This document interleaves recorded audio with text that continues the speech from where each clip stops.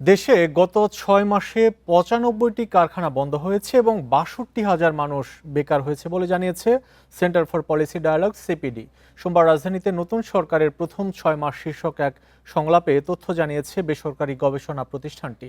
এ সময় গুরুত্বপূর্ণ সরকারি প্রতিষ্ঠানে রাজনৈতিক নিয়োগ, আইন শৃঙ্খলার অবনতি এবং শিল্পাঞ্চলে কারখানা বন্ধ হয়ে যাওয়ার ফলে কর্মসংস্থান হারানো নিয়ে উদ্বেগ জানিয়েছে সিপিডি।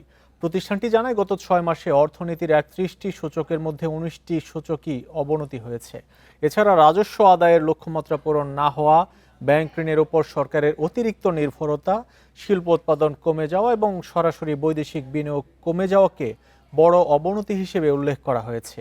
বড় ধরনের রাজস্ব আয় ঘাটতিতে বার্ষিক উন্নয়ন কর্মসূচি বাস্তবায়ন কঠিন বলছে সিপিডি। তবে সংসদ সদস্যদের শুল্কমুক্ত গাড়ি সুবিধা বাতিলের বিষয়টিকে প্রশংসিত উদ্যোগ বলা হয়।